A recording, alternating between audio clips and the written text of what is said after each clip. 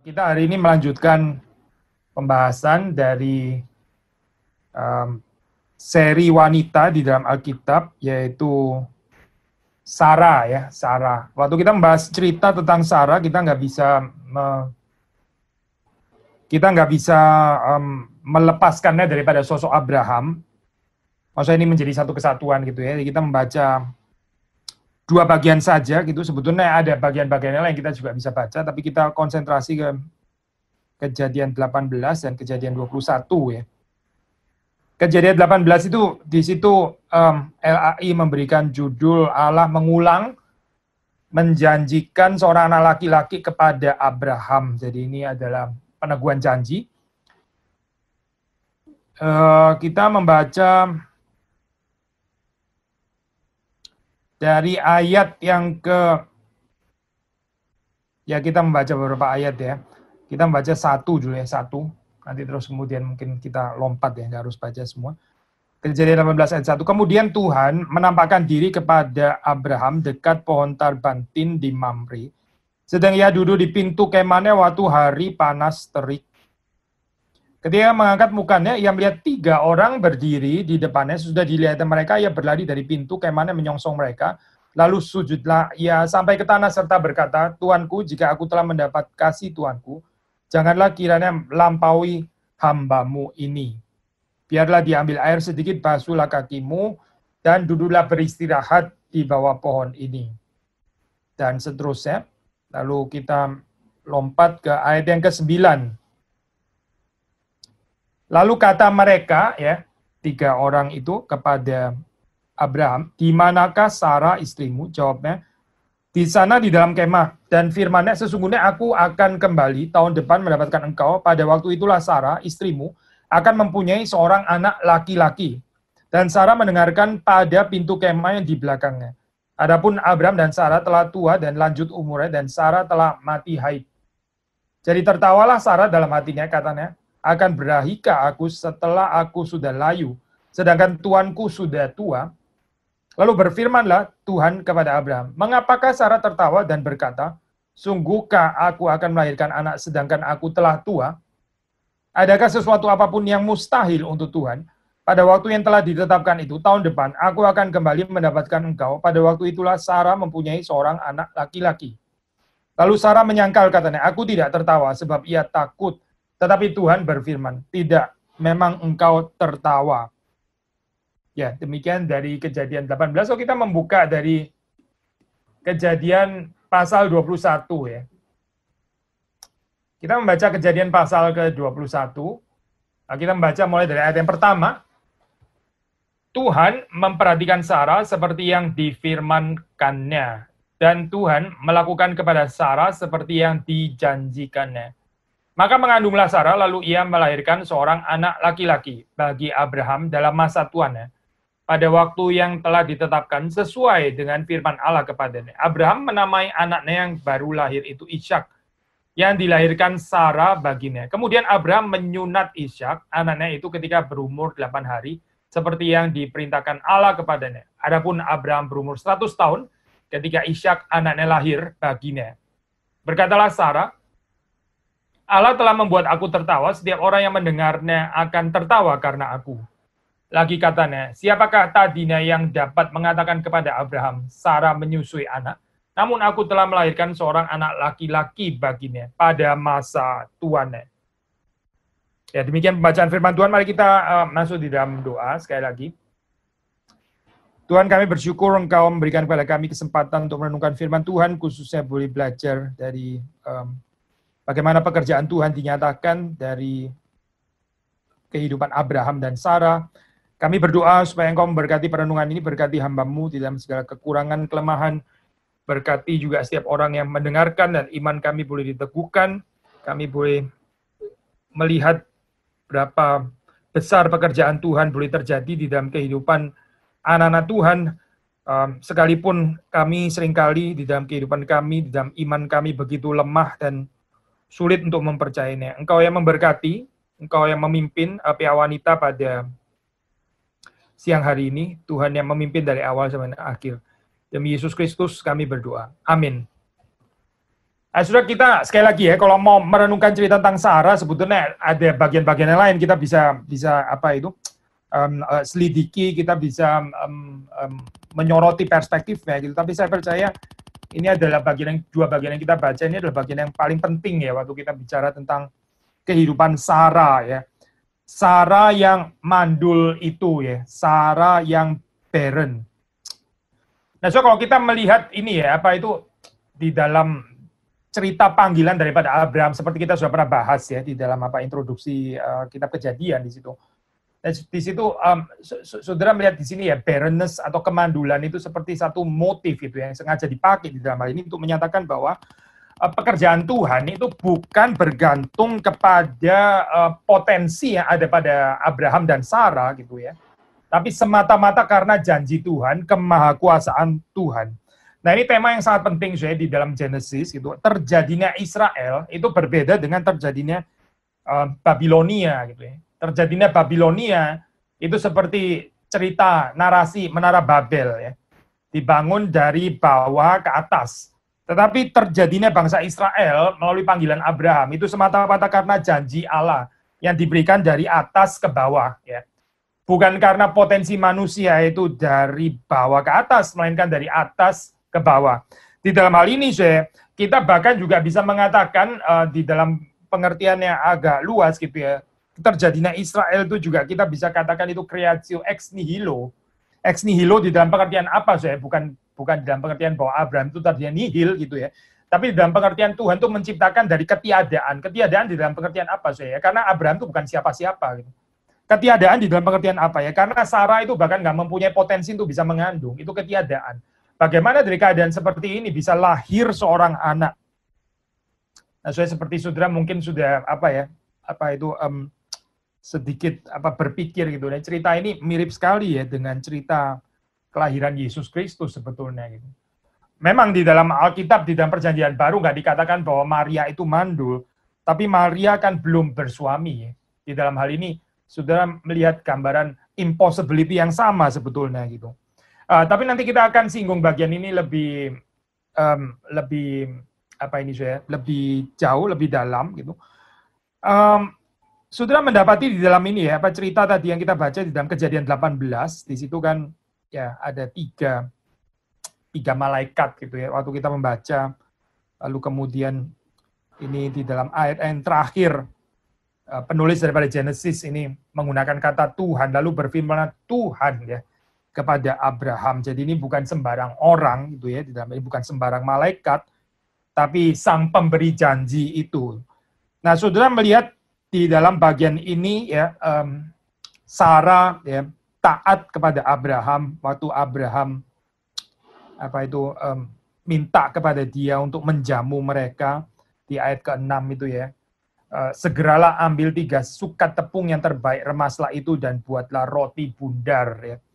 Jadi sama seperti Abraham ini Sarah itu adalah seorang yang hospitable ya. Sarah, Abraham ini adalah orang yang hospitable.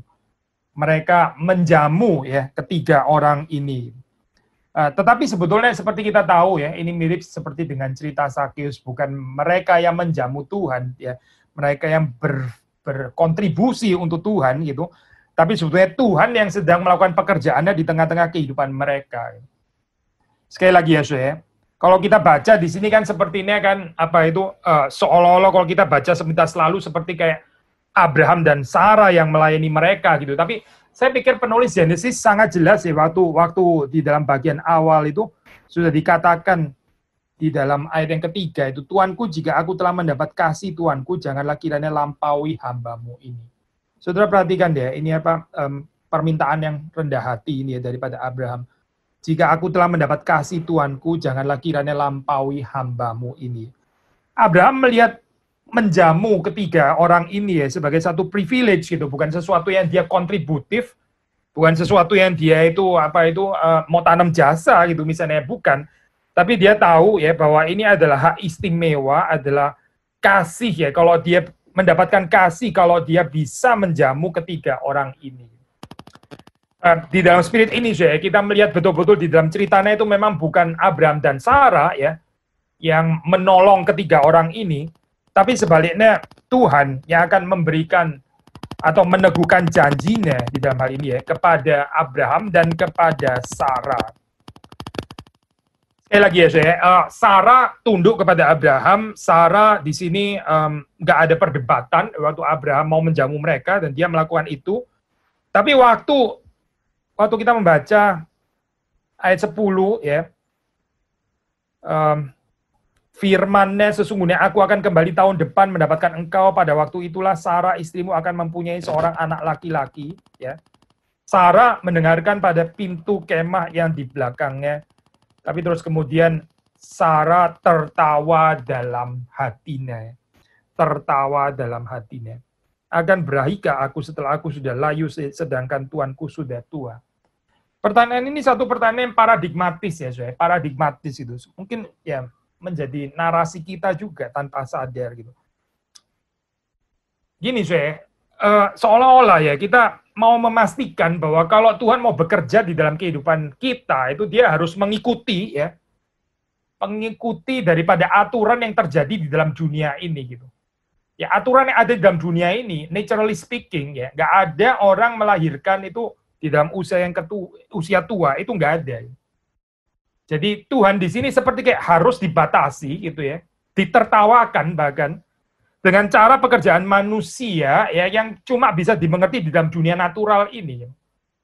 Maka Sarah tertawa ya, ini adalah nggak salah saya kalau kita menafsir bagian ini ada ketertawaan apa ya, menertawakan orang ini adalah satu ketertawaan orang yang nggak percaya sebetulnya. Ini disbelief gitu ya, distrust, tertawa gitu ya.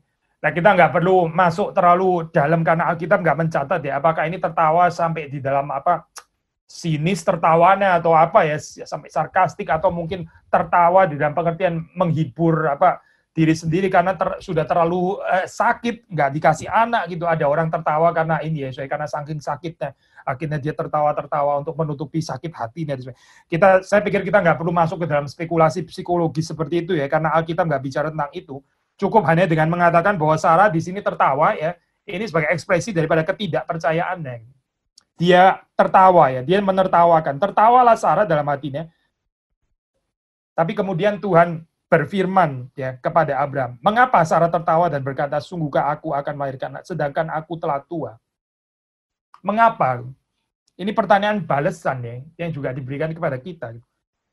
Seolah-olah Tuhan tuh mau menanyakan juga kepada saudara dan saya gitu ya. Mengapa kita menertawakan janji Tuhan dan membatasi Tuhan itu dengan cara pikiran manusia?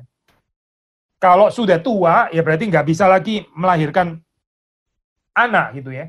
Kalau menurut cara atau apa ini ya, paradigma dunia ini, kalau menurut cara kerja di dalam dunia ini nggak mungkin, ya itu berarti nggak mungkin. Dan kita tertawa di dalam hal ini ya. Tapi terus kemudian Tuhan challenge, adakah sesuatu apapun yang mustahil untuk Tuhan? Adakah sesuatu apapun yang mustahil untuk Tuhan?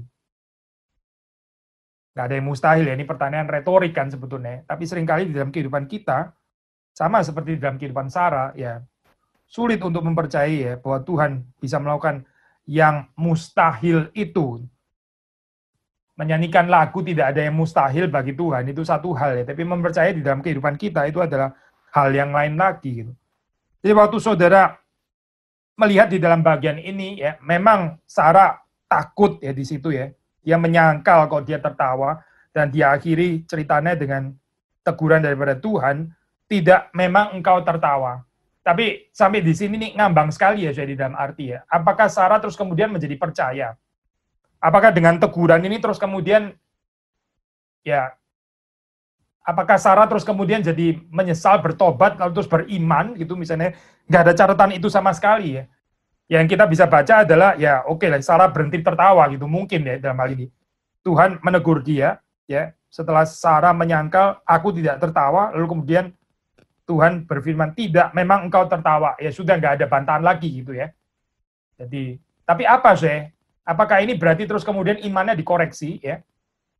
Dia sudah memberi dirinya itu dikoreksi, kepercayaannya apakah setelah itu menjadi sangat teguh itu ya? Nggak ada catatan itu sama sekali so ya. Jadi cerita ini ngambang berhenti di sini ya. Kita boleh tafsir ya. ya sudah lah, ini yang bicara orang ini seperti ini ya sudah kita, ya sudah, tapi kenyataannya dunia nggak ada cerita kayak begini, dan narasi orang lahir waktu sudah tua sekali itu nggak pernah ada gitu. Jadi ini cerita berhenti di sini. Gitu. Lalu kemudian baru kita masuk di dalam ayat yang dicatat di dalam pasal yang ke-21 itu ya. Maka kita di sini sekarang mencoba untuk merenungkan ini ya, Pak, narasi kelahiran daripada Ishak ya. Begini saya, seperti dikatakan oleh Walter Brueggemann ya di dalam tafsiran Genesis, dia mengatakan kalimat yang penting ya bagi saya secara ini ya, secara prinsip gitu ya. Dia mengatakan kalimat seperti ini, saya coba terjemahin bebas gitu ya.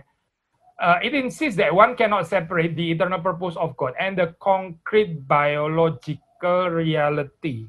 Dua hal ini saya.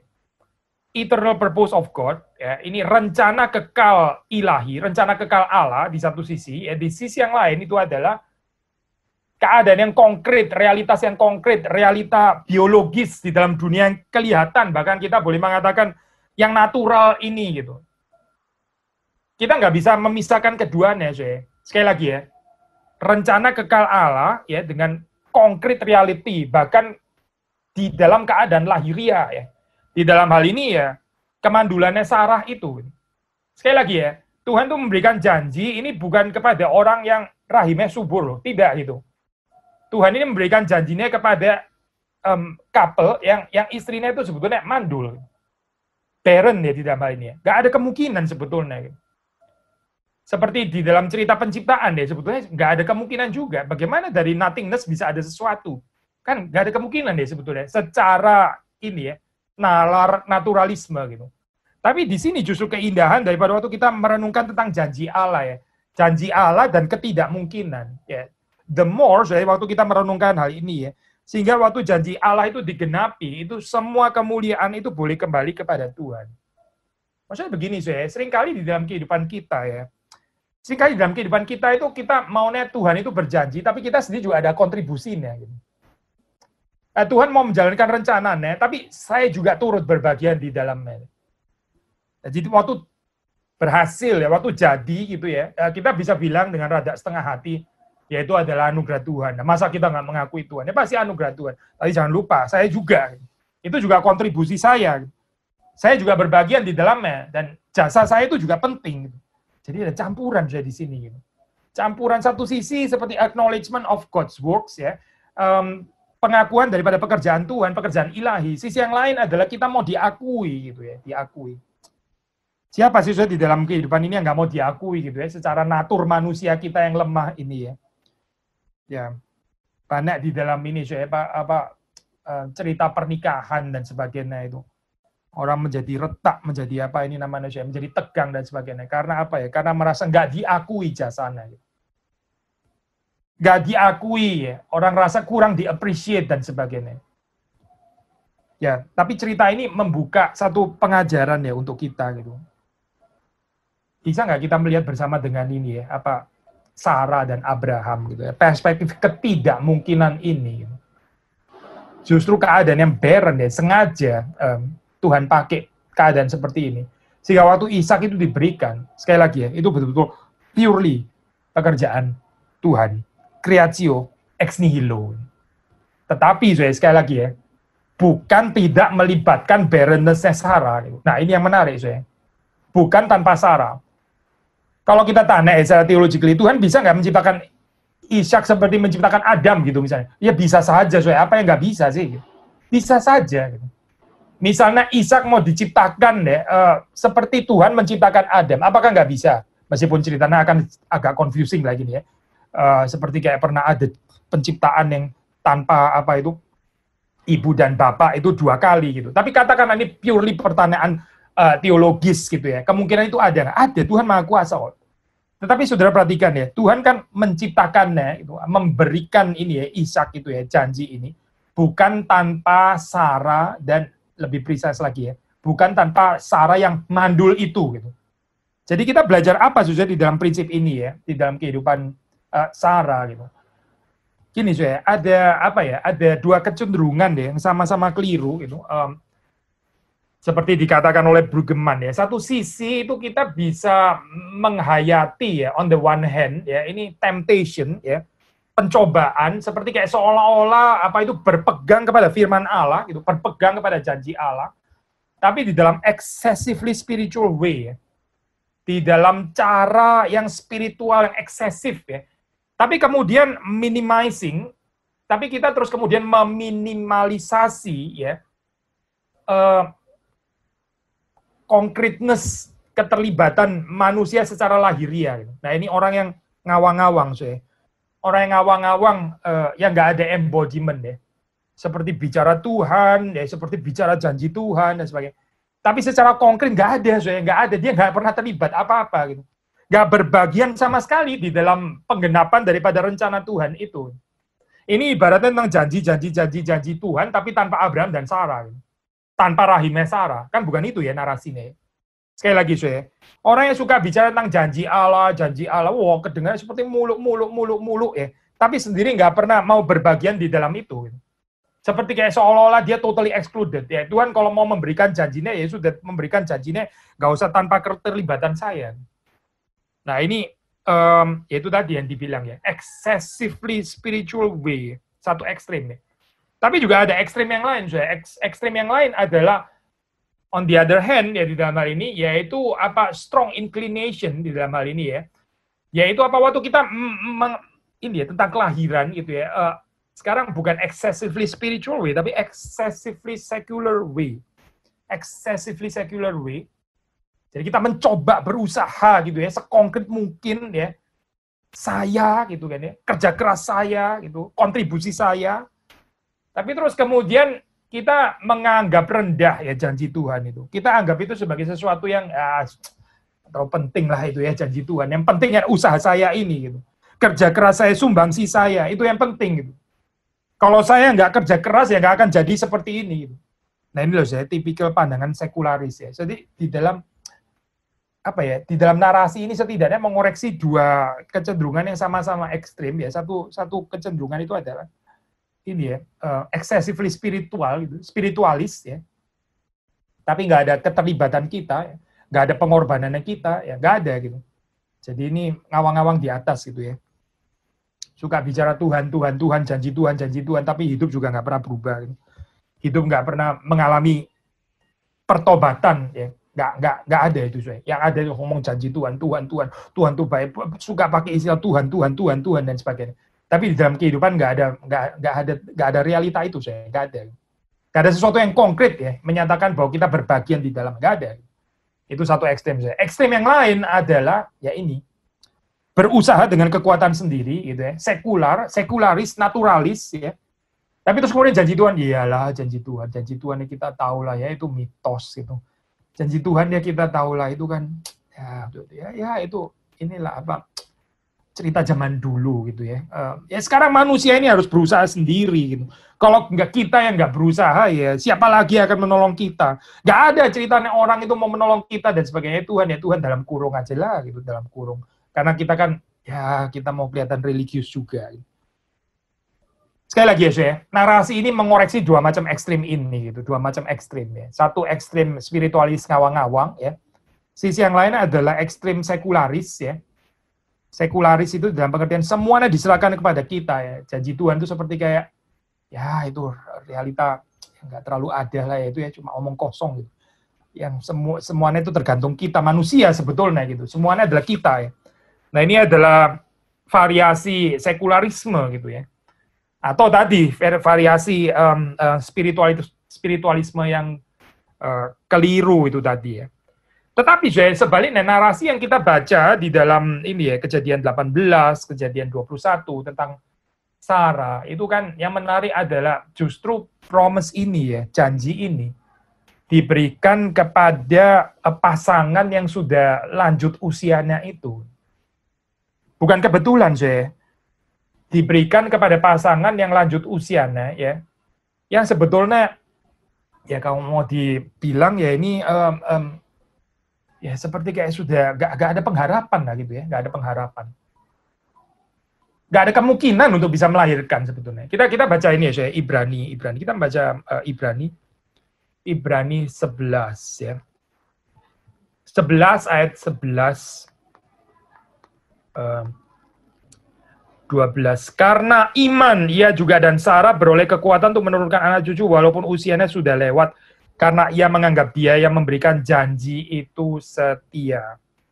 12. Itulah sebabnya maka dari satu orang malahan orang yang telah mati pucuk, ya, orang yang telah mati pucuk, terpancar keturunan besar seperti bintang di langit dan seperti pasir di tepi laut yang tidak terhitung banyaknya. Mati pucuk ya, sudah di sini dikatakan itu. Oh, di dalam bahasa Inggris itu saya baca ya, ini KJV, therefore sprang there even of one and him as good as dead, as good as dead, as good as dead, sudah di dalam bahasa Inggris saya ngomongnya itu. Mati pucuk ya sudah nggak ada pengharapan. Ini hope against hope namanya ya. Sesuatu yang dilahirkan, diberikan oleh Tuhan dari ketidakmungkinan. Nah ini saya yang indah di dalam kita memahami tentang janji Tuhan ini ya. Jadi saudara melihat ya, nah ini mendapat kepenuhannya seperti kita tahu ya di dalam cerita kelahiran Yesus Kristus, tapi sudah diantisipasi di dalam kelahiran daripada Ishak ini ya. Yaitu bahwa apa saya? Bahwa ya kehidupan ini datang ya di dalam diri kita. Itu melalui janji itu. Itu bukan something yang kita itu acquired ya, yang kita obtain, yang kita berusaha, yang kita deserve untuk mendapatkannya. Itu semua cerita Menara Babel, ya, bukan cerita terjadinya bangsa Israel. Tapi narasi dunia ya selalu menggoncangkan kita dengan narasi Menara Babel itu. Kita pikir life itu adalah something obtain, attain, acquired gitu ya, sesuatu yang kita dapatkan ya karena usaha kita, kontribusi kita, jasa kita, dan kita suka sekali ya saya berpikir seperti itu dalam kehidupan kita. Tetapi sekali lagi ya, narasi Abraham, Ishak, Yakub ini mengingatkan kita bahwa kehidupan itu sebetulnya diberikan Tuhan melalui janjinya ya, melalui janji Tuhan. Dan yang menarik justru janji ini datang diberikan kepada ya orang-orang yang rather hopeless ini gitu. Bukan rather, yang benar-benar hopeless lah di dalam hal ini gitu. Karena apa ya? Karena mandul ya. Bukan cuma Sarah yang mandul, tapi juga Abraham sudah tua juga. Jadi sama-sama hopeless dalam hal ini ya. Saya nggak tahu ya, kadang ini ya, mungkin saudara pernah dengar ya, atau mungkin ini pengalaman kita pribadi, kadang-kadang ada couple yang struggle ini ya, mendapatkan anak, terus kemudian pergi ke dokter, di situ mungkin diselidiki sebetulnya persoalan siapa sih, apakah itu perempuannya yang memang mandul atau mungkin laki-lakinya yang mungkin spermnya kurang bagus gitu ya. Ini apa bisa menyakitkan deh ya. Ini apa itu ya ini kalau kita nggak menanggapi dengan dewasa, kalau misalnya happen ya ini laki-laki yang persoalan, wah istrinya bisa kecewa sekali gitu. Tapi kalau sudah membaca di dalam cerita ini ya, ini nggak bisa saling menyalahkan, ya memang ya sudah dua-duanya juga sudah tua gitu ya. Jadi ini betul-betul impossible dari dua belah pihak. Dari pihak Abraham ya sudah nggak bisa, dari pihak Sarah juga sudah nggak bisa juga, dua-dua sudah nggak bisa. Gitu. Tapi justru di dalam keadaan seperti ini ya, Tuhan itu masuk dan memberikan janjinya. Jadi janji itu diberikan di dalam hal ini ya, di dalam keadaan waktu, di dalam kehidupan kita itu totally hopeless gitu ya. Justru di dalam keadaan seperti inilah ya, kalau kita ini ya, kalau kita peka ya, kita mendengar suara Tuhan yang memberikan janji. Tapi seringkali justru waktu kita itu penuh dengan pengharapan palsu ya, kita nggak bisa dengar janji Tuhan. Sekali lagi ya, saudara. Justru waktu kita di dalam keadaan yang hopeless seperti itu ya, hopefully di dalam keadaan seperti ini ya, kita peka bisa mendengar janji-janji Tuhan. Tapi seringkali di dalam kehidupan ini ya, waktu kita terlalu punya banyak pengharapan, dan itu bukan pengharapan janji Allah, tapi pengharapan-pengharapan yang disajikan oleh dunia ini, kita jadi bisa nggak peka terhadap janji Tuhan. Gitu. Janji Tuhan seperti terdengar nggak atraktif gitu ya, seperti kayak kita nggak terlalu perlu janji itu. Saya ambil contoh sederhana, saya ini contoh klasik ya. Kan di dalam khotbah di bukit dikatakan ya, berbahagialah mereka yang berduka cita, mereka akan dihibur. Cuma orang yang berduka cita saya yang bisa mengerti kalimat itu. Berbahagialah mereka yang berduka cita, mereka akan dihibur. Tapi mereka yang terus tertawa ya, ya sudah tertawa ya sudah, nggak ada kalimat itu nggak akan terdengar gitu. Karena ini memang untuk orang yang berduka cita. Nah, di sini kalau kita boleh kaitkan ya, ini Sarah itu tertawa di dalam hal ini ya. Nggak tahu, sudah nggak bisa berduka cita lagi kali ya. Sudah kering kali air mata, nggak tahu gitu. Pokoknya dia melihat itu mungkin sudah comes to term juga, sudah membiasakan diri gitu ya, sudah rasa, sudah reconcile gitu ya, sudah berdamai dengan kemandulannya mungkin ya. Ya kita boleh berdamai dengan keadaan seperti ini ya, keadaan unfruitfulness, keadaan tidak berbuah, keadaan barrenness, mungkin saja kita tidak sudah berdamai gitu, kita sudah comes to term itu ya ibaratnya. Oh tapi Tuhan tidak, Tuhan tidak. Tuhan nggak membiarkan keadaan seperti ini, terus kemudian Tuhan juga, ya sudahlah nggak apa-apa juga, since dia juga sudah berdamai, saya juga berdamai juga. Tidak, saya tidak gitu. Tuhan mau mengerjakan sesuatu di dalam kehidupan saudara dan saya. Tuhan nggak akan membiarkan keadaan seperti ini terus-menerus ya, seperti kita juga sudah mulai tadi ya, comes to term dan cukup puas dengan keadaan seperti ini. By the way, saudara jangan salah menafsir ini ya, kita nggak bicara ini ya, nanti jangan-jangan di sesi salah ya, ada orang yang kepingin punya anak berdasarkan khotbah hari ini langsung punya pengharapan setelah dengar khotbah ini pasti punya anak gitu ya, dan mendapatkan keturunan yang banyak seperti Abraham. Saya nggak tanggung jawab dengan resepsi khotbah hari ini seperti itu, bukan itu saya. Kita mau menekankan aspek ini ya, dari janji Allah itu apa yang kita bisa pelajari daripada keadaan impossibility ini. Nah ini yang kita mau pelajari ya. Entah konteksnya itu betul-betul mandul atau konteks yang lain, ketidakberbuahan ya, gereja yang nggak sempurna dan sebagainya, atau keluarga yang berantakan atau apapun saya ini keadaannya gitu, atau krisis ekonomi ya, atau sakit penyakit dan sebagainya di dalam keadaan apapun. Apa yang kita bisa pelajari daripada cerita Sarah ini? Jadi saudara melihat ya sekali lagi, justru kelahiran ini diberikan ya di dalam keadaan dari Sarah dan bersama dengan Sarah juga Abraham ya, yang sudah ini namanya ya, secara realita itu sudah kadaluarsa gitulah boleh dibilang, sudah outdated ya, sudah ketinggalan gitu. Justru di dalam keadaan seperti ini ya, janji itu diberikan. Nah ini baru kita bisa bicara ya, hope against hope ya. Apa yang dimaksud hope against hope itu? Pengharapan yang melawan pengharapan yang secara natural ya, natural hope yang ada di dalam dunia ini. Gitu. Kitab Ibrani ya mencatat tentang iman ya, seperti tadi kita baca ya, through faith also Sarah herself received strength to conceive seed through faith, melalui iman. Bukan tanpa iman ya. Tapi waktu kita baca di dalam cerita Kejadian, saudara tahu ya, alangkah tidak sempurnanya ya iman daripada Sarah dan Abraham. Ibrani tetap mengatakan mereka ini beriman gitu ya. Tapi kalau saudara melihat di dalam cerita, saya percaya, kita semua pasti percaya, penulis Ibrani nggak mungkin salah ya mencatat. Misalnya ya, lawang Kejadian bilang nggak beriman gitu, nggak ada iman, nggak jelas imannya. Penulis Ibrani mengatakan jadi ada iman. Ini salah mengerti atau baca terlalu positive thinking ini penulis Ibrani. Bukan saya, surat Ibrani ini pasti nggak salah waktu mengatakan melalui iman. Berarti mereka memiliki iman ya. Tapi waktu saudara melihat di dalam Kejadian ya, iman semacam apakah seperti itu ya? Saudara mendapati gambar yang sangat realistik gitu ya. Ini bukan iman yang heroik gitu ya, iman yang besar sekali. Ternyata ya mirip seperti saudara dan saya. Iman apa saya? Iman yang bisa membuat orang ini ya, Pak, yang menertawakan saya, menertawakan waktu janji diberikan itu dia tertawa. Tertawa ketidakpercayaan di dalam hal ini ya. Tapi di situ terus kemudian mereka belajar percaya, melihat bagaimana janji Tuhan itu bahkan diberikan kepada orang yang katakanlah secara kualifikasi iman pun itu nggak benar-benar ready di dalam hal ini. Sekali lagi ya, saya. Secara kualifikasi iman itu ya, nggak betul-betul siap sebetulnya gitu. Tapi pekerjaan Tuhan, janji Tuhan itu nggak bisa digagalkan oleh hal ini. Nah inilah saya, kalau kita bisa percaya seperti itu, itulah iman yang sejati ya. Jadi bukan karena iman kita, bukan karena kualifikasi iman kita, bukan, tapi karena janji Allah yang nggak mungkin gagal itu ya. Jadi saudara membaca ya di dalam cerita ini sebetulnya betul-betul nggak ada alasan ya untuk berharap gitu, nggak ada dasarnya itu untuk berharap ya. Secara dunia kelihatan ya, secara lahiria gitu, secara bodily existence nggak ada dasar pengharapannya. Ini sesuatu yang nggak masuk akal ya.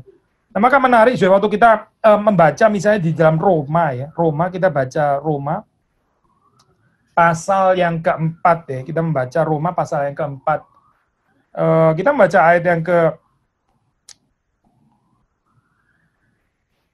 Ya, mulai ayat yang ke 16 saja ya. Kita baca 4 ayat 16. Karena itulah kebenaran berdasarkan iman supaya merupakan kasih karunia, sehingga janji itu berlaku bagi semua keturunan Abraham, bukan hanya bagi mereka yang hidup dari hukum Taurat, tetapi juga bagi mereka yang hidup dari iman Abraham. Sebab Abraham adalah bapa kita semua. Lalu 17 ya. Seperti ada tertulis, engkau telah kutetapkan menjadi bapa banyak bangsa di hadapan Allah yang kepadanya ia percaya, yaitu Allah yang menghidupkan orang mati. Allah yang menghidupkan orang mati. Ya. Dan yang menjadikan dengan firman-Nya apa yang tidak ada menjadi ada. Nah ini saya creatio ex nihilo ya saya. Dia menjadikan dengan firman-Nya apa yang tidak ada menjadi ada. Sudah sebetulnya ini ya konsep atau katakanlah ya apa ini ya penekanan daripada creatio ex nihilo ini jauh lebih kuat dikatakan di dalam Roma ya ketimbang di dalam Genesis. Kalau sudah membaca cerita penciptaan itu of course secara sistematik teologi pasti kita percaya Tuhan menciptakan dari ketiadaan, itu sesuatu ini ya kepercayaan yang ya taken for granted lah boleh dibilang, karena kita percaya pada mulanya nggak ada apa-apa kecuali Tuhan sendiri begitu kan ya, maka pasti creatio ex nihilo gitu. Tapi sebetulnya kalau sudah membaca di dalam Genesis kan ya, yang menarik di dalam Genesis itu kan gambarannya itu pada mulanya Allah menciptakan langit dan bumi ya, lalu setelah itu diberikan gambaran bahwa bumi ini belum berbentuk dan kosong gitu kan ya, belum berbentuk dan kosong. Jadi gambarannya sebetulnya seperti kayak sudah ada gitu, seperti kayak nggak terlalu menekankan creatio ex nihilo gitu ya di dalam hal ini ya. Bahkan di dalam cerita pembentukan Israel ya kita juga bisa bilang kan dimulai dari Abraham. Abraham kan bukan nihilo gitu ya. Saya pikir kita perlu apa ya mengerti, menafsir ulang ya artinya ex nihilo itu apa ya. Di dalam hal ini yaitu ketidakmungkinan itu tadi gitu. Maka waktu Paulus ya mengatakan ini ya, menjadikan dengan firman-Nya apa yang tidak ada menjadi ada. Memang tadinya Abraham itu bukan siapa-siapa kan ya. Melahirkan Ishak di dalam rahim kandungannya Sarah itu kan memang ex nihilo. Gak mungkin itu terjadi gitu. Gak mungkin terjadi kan, sudah barren kok di sini. Jadi Israel itu berdirinya itu dari ketidakmungkinan sebetulnya. Bangsa ini dibentuk oleh Tuhan dari ketidakmungkinan. Ketidakmungkinannya mengandungnya Sarah itu tadi. Tapi di sini kita melihat bagaimana Tuhan itu adalah Tuhan yang sanggup menciptakan dari ketiadaan, dari ketidakmungkinan. Maka tepat deh di sini ada teori sama Keseman tuh. Keseman tuh mengatakan dia argue ya bahwa di dalam hal ini ya kita bisa mengaitkan antara resurrection ya kebangkitan ya seperti di sini kan disebutkan kebangkitan kan menghidupkan orang mati di dalam Roma 4 ayat 17 itu Allah yang menghidupkan orang mati ya menghidupkan orang mati ya termasuk juga keselamatan kita ya justification by grace alone ya through faith alone ya. Dan juga creation ex nihilo ya penciptaan dari ketiadaan ini sebetulnya adalah afirmasi ya, peneguhan daripada realitas yang sama gitu. Katanya ini ya, katanya Keseman. Sekali lagi saya, kebangkitan orang mati ya. Lalu terus kemudian pembenaran kita ya, dari orang-orang yang nggak bisa bertobat dari diri kita sendiri maksudnya ya. Ketidakmungkinan kan ini kan ya, kelahiran baru kita ya. Yang dikerjakan sepenuhnya oleh Roh Kudus dan juga ini ya penciptaan ya dari ketiadaan. Ini sebetulnya adalah merupakan peneguhan ya dari realitas yang sama. Realitas apa sih? Yaitu realitas ketidakmungkinan ya, realitas ketidakmungkinan. Sehingga seperti dikatakan juga di dalam surat Roma ini ya, ini merupakan kasih karunia. Ini adalah sheer grace of God, semata-mata itu kasih karunia ilahi. Jadi Tuhan itu memberikan janjinya semata-mata karena kasih karunia, bukan ya, bukan berdasarkan ada certain potensi di dalam kehidupan saudara dan saya gitu ya.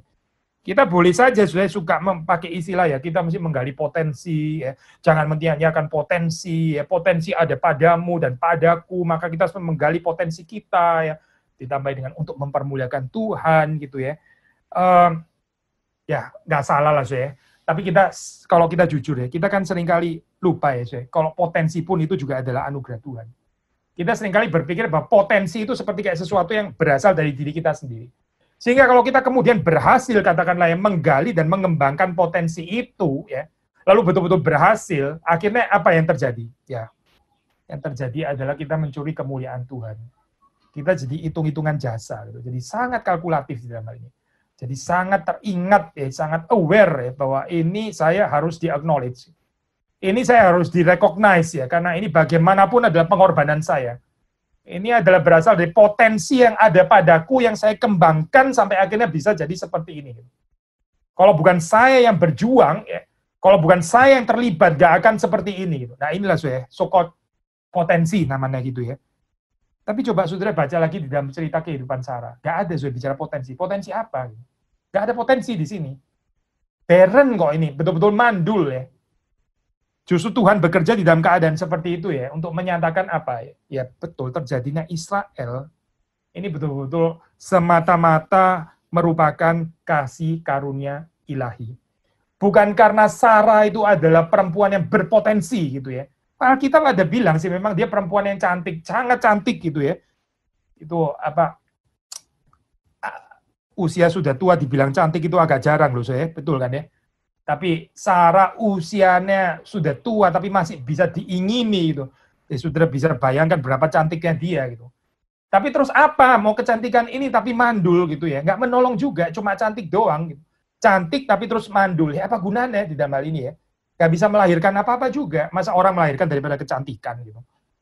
Jadi, saudara melihat di sini ya, despite katakanlah seperti kayak ada potensi di dalam bagian ini. Potensi-potensi yang sekunder, tersier, dan sebagainya. Tapi yang paling utama, nggak ada. Sarah ini adalah orang yang mandul. Tapi sekali lagi ya, untuk menyatakan bahwa janji ini betul-betul berasal daripada Tuhan, ya dinyatakan kelahiran pada Ishak ini, semata-mata karena kasih karunia Tuhan. Dan di situ bukan kebetulan di dalam hal ini ya. Bukan kebetulan bahwa Tuhan itu menggunakan Sarah yang mandul itu tadi, gitu. Yang nggak ada potensi di dalam kehidupannya. Nah ini menjadi pengharapan bagi saudara dan saya ya. Kalau kita nggak menjadi sombong ya dengan potensi kita di satu sisi ya, terlalu sombong dengan potensi kita sampai akhirnya Tuhan nggak bisa pakai kita. Gitu. Kita pikir kita sedang menolong Tuhan, kita pikir kita sedang menggenapkan rencana Tuhan. Sarah pun ada cerita seperti itu ya. Waktu dia dengan bijaksana, dengan hikmatnya itu, kamu kayaknya sama Hagar aja lah, ini tunggu-tunggu juga sudah nggak datang-datang, mungkin kayaknya ini ya mitos, ini kayaknya mungkin janji Tuhan gitu. Jadi mungkin kayaknya Tuhan mau memberikan melalui Hagar gitu, jadi kamu coba tidur sama Hagar saja. Ya ini saya dari bijaksananya Sarah gitu ya, tapi akhirnya bukan itu kan saya, bukan Ismail kan anak yang dijanjikan itu, tetapi Ishak. Kalau mau bicara potensi, ya inilah potensi Sarah, potensi kebijaksanaannya sendiri. Ya, akhirnya jadi, ya bikin banyak masalah di dalam hal ini ya. Tapi sekali lagi, Tuhan justru mau bekerja melalui ketidakmungkinan ini ya. Dari keadaan yang nggak ada potensi sebetulnya. Tapi apakah kita di dalam keadaan seperti ini mau mengakui janji Tuhan? Mau dengan rendah hati mengatakan, ya Tuhan, saya ini memang nggak berpotensi orangnya. Apakah kita rendah hati enough di dalam hal ini untuk mengakui keadaan kita yang memang nggak ada potensi itu ya? Ini sebetulnya nggak mungkin karena Tuhan bisa memberikan itu, nggak mungkin di dalam hal ini ya.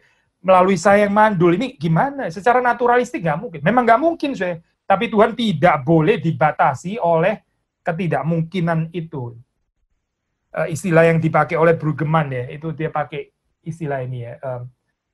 Necessity ya, saya baca kutipannya. We are not bounded by necessity, but by the freedom of God's love offered in faithfulness. Kita ini tidak diikat oleh necessity. Necessity itu maksudnya apa Keharusan maksudnya. Keharusan apa? Keharusan kalau ini loh kalau orang mandul ya itu ya pasti nggak bisa punya anak. Ini namanya keharusan gitu. Orang mandul nggak bisa punya anak. Ya sudah memang begitu kan, dunia natural kayak begitu gitu loh.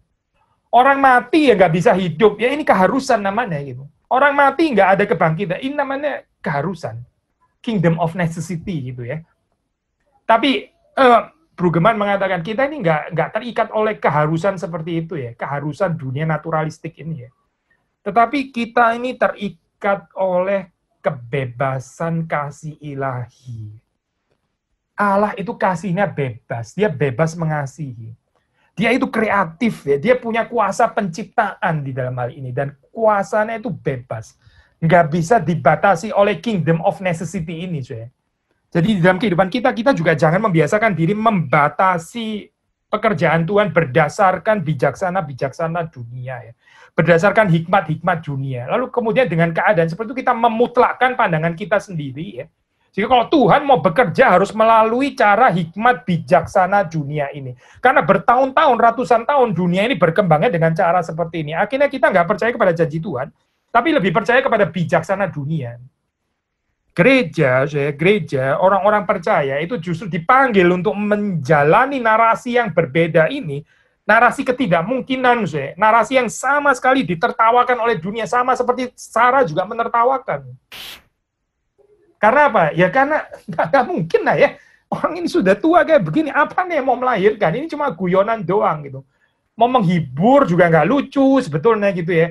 Tapi ya sudah lalu mau ngomong kalimat seperti itu ya mungkin joke ya. Saya sudah nggak tersinggung lagi ya. Sudah apa? Sudah comes to term juga. Saya sudah reconcile dengan keadaan mandul seperti ini gitu ya. Jadi ya tertawa saja. Tertawa gitu ya. Tapi Tuhan bukan mau bikin joke ya, bukan. Dan betul saja ya kalau sudah membaca di dalam Kejadian 21 kan dikatakan akhirnya Sarah tertawa gitu. Menarik ya sudah cerita ini ya. Sudah bisa melihat betapa baiknya Tuhan itu gitu ya. Tuhan tegur sih memang ya. Tuhan tegur gitu. Tidak, kamu memang tertawa gitu. Tuhan tegur gitu ya. Tapi sekarang ketertawaan yang mungkin rather sinis, perhaps sarkastik, kita nggak tahu, mungkin enggak juga. Tapi yang pasti itu ketertawaan orang yang nggak percaya gitu ya.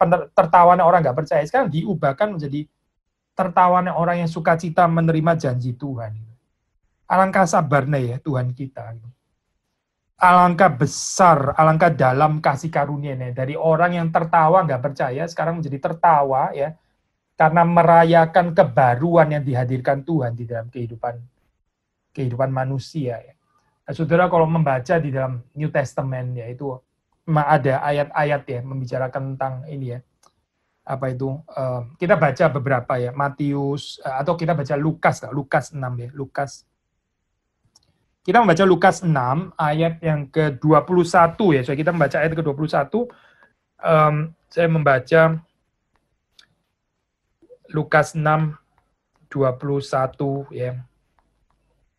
Berbahagialah hai kamu yang sekarang ini lapar karena kamu akan dipuaskan. Berbahagialah hai kamu yang sekarang ini menangis karena kamu akan tertawa ya. Kalau sudah melihat di dalam New Testament ya, dalam Perjanjian Baru itu memang tertawa sukacita itu ya. Itu memang digambarkan sebagai berhentinya duka cita gitu. Ini adalah akhir daripada penderitaan, daripada duka cita ya. Bagaimana Tuhan itu menghapuskan air mata kita ya. Yohanes 16 ya, Yohanes 16 kita membaca. Yohanes pasal yang ke-16. Saya membaca Yohanes 16 ayat yang ke-20 ya.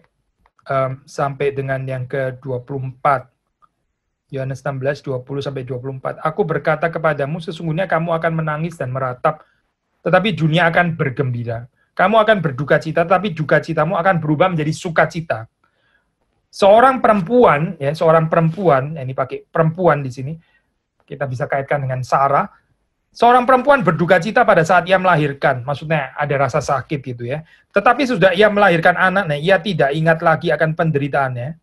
Penderitaannya sudah lewat ya. Karena kegembiraan bahwa seorang manusia telah dilahirkan ke dunia. Demikian juga kamu sekarang diliputi duka cita. Tetapi aku akan melihat kamu lagi dan hatimu akan bergembira dan tidak ada seorang pun yang dapat merampas kegembiraanmu itu daripadamu. Dan pada hari itu kamu tidak akan menanyakan apa-apa kepadaku. Aku berkata kepadamu, sesungguhnya segala sesuatu yang kamu minta kepada Bapa akan diberikannya kepadamu dalam namaku. 24, sampai sekarang kamu belum meminta sesuatu pun dalam namaku. Mintalah maka kamu akan menerima, supaya penuhlah sukacitamu. Ya. Saudara melihat di sini ya, tertawa itu ya, di dalam Perjanjian Baru itu seringkali ini adalah cara Alkitabiah gitu ya. Ini adalah satu ekspresi Alkitabiah ya, yaitu mengekspresikan kebahagiaan yang sulit untuk diartikulasikan, itu sulit untuk dijelaskan. Lalu kita tertawa ya, ini kita menerima kebaruan, kesegaran yang dihadirkan Tuhan di dalam kehidupan kita ya.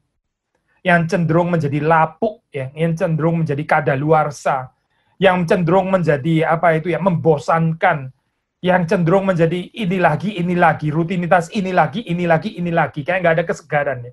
Tapi waktu Tuhan memberikan di situ, dia mengubah keadaan ya, dan terutama juga mengubah hati kita yang tadinya dipenuhi dengan duka cita, dan sekarang kita bisa tertawa. Demikianlah saya, tertawanya Sarah itu tadi ya. Memang di dalam pasal 18 yang kita nggak membaca tentang duka citanya Sarah, dikatakan bahwa Sarah tertawa gitu ya. Tapi ini tertawa yang aneh, again, perhaps itu tertawa yang sudah comes to term dengan penderitaan gitu ya. Perhaps itu adalah satu tertawa sinis, perhaps itu adalah satu tertawa yang sudah nggak perlu berharap lagi, nggak ada kok ini gitu sebetulnya gitu ya. Mungkin tertawa itu gitu ya, tertawa ridiculing keadaan gitu. Tetapi Tuhan justru mau memberikan di dalam kehidupan kita itu tertawa, bukan tertawa yang seperti itu, bukan tertawanya Sarah, tetapi tertawa karena kita menikmati ya penggenapan janji Tuhan. Karena janji Tuhan itu digenapi di dalam kehidupan kita. Terakhir saya kalau boleh mengutip ini ya, Brueggemann sekali lagi, adalah kalimat yang bagus di sini ya. Ini cerita kelahiran Ishak ini kan ya paradigmatis ya di dalam hal ini ya. Jadi satu story narasi yang seharusnya juga bisa dihidupi oleh gereja gitu. Yaitu apa saya? Ini saya kutip Brueggemann, dia bilang kalimat seperti ini. Isaac is the end of every exile in the kingdom of necessity. Ishak itu adalah akhir ya daripada masa pembuangan ya. Masa pembuangan apa saya? Pembuangan yang terjadi di dalam kerajaan keharusan.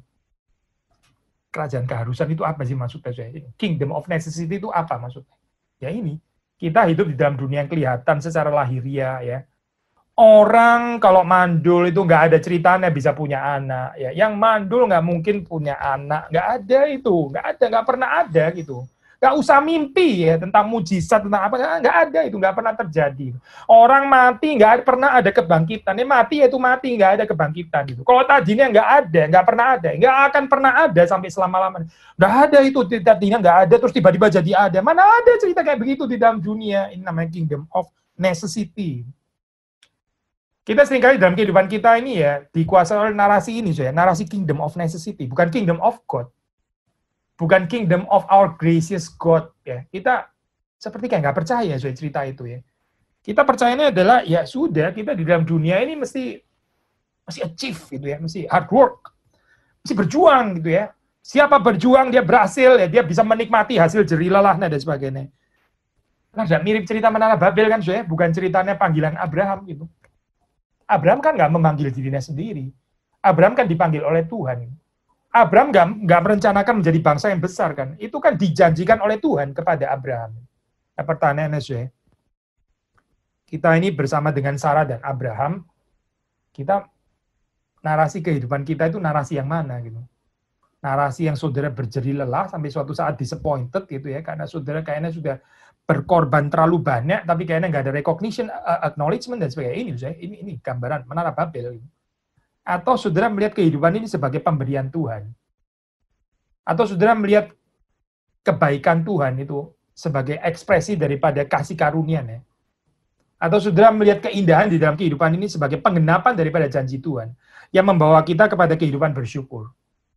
Atau itu narasi Sarah bilang, Abraham, kayaknya lu mesti sama Hagar deh kayaknya ya. Sama Hagar coba itu. Karena supaya ada keturunan. Nah inilah kingdom of necessity. Sarah pun juga gak kebal ya terhadap pencobaan ini ya. Despite, sekali lagi, penulis Ibrani mengatakan dia orang beriman. Dia dicatat sebagai orang yang beriman ya. Tapi, sudah membaca di dalam Genesis, di dalam Kejadian ya. Imannya dia itu gak jauh berbeda dengan iman saudara dan saya ya. Ternyata bukan iman orang yang kuat yang selalu bergantung dan beriman kepada Tuhan. Ternyata enggak juga gitu. Ternyata adalah banyak luputnya juga di dalam kehidupannya. Nah, ini tentu saja bukan untuk mendiscourage kita ya, justru sebaliknya untuk mengencourage kita supaya kita tahu bahwa orang-orang yang dipanggil dan dipakai Tuhan ini betul-betul orang yang biasa seperti saudara dan saya. Mereka ini bukan Hercules, bukan. Mereka ini bukan ratu kecantikan atau Miss Universe atau whatever gitu, bukan. Ini orang-orang yang biasa, yang buruk rupa gitu ya, yang kecantikan meskipun cantik pun sebetulnya juga mandul gitu. Tapi ini adalah orang-orang yang menerima janji Tuhan. Dan yang akhirnya bagaimana janji itu digenapi di dalam kehidupan mereka. Janji Tuhan yang diberikan Tuhan juga di dalam firman Tuhan, kiranya boleh digenapi di dalam kehidupan saudara dan saya. Kalau kita nggak menjadi pahit ya, dengan kemandulan-kemandulan kita masing-masing, gitu ya, nggak menjadi pahit, nggak menjadi kecewa, bahkan juga nggak comes to term ya, nggak menjadi orang-orang yang sudah reconciled dengan keadaan mandul itu. Oh tidak, saya tidak. Tapi kita bagaimana senantiasa peka ya terhadap janji yang sudah diberikan Tuhan. Sama seperti kita yang lemah ya. Sarah dan Abraham juga lemah, sehingga Tuhan itu mengulangi janjinya, ya, meneguhkannya lagi dan lagi. Gitu. Ini bukan janji yang cuma diberikan sekali, tapi diteguhkan beberapa kali. Gitu. Demikian juga Tuhan tahu kelemahan saudara dan saya, sehingga dia juga seringkali meneguhkan janji itu di dalam kehidupan kita, supaya kita boleh berpegang kepada janji Tuhan, instead of kehidupan yang berusaha untuk di-obtain, di-acquire, didapatkan, dibangun dari bawah ke atas. Kiranya Tuhan memberkati kita sekalian.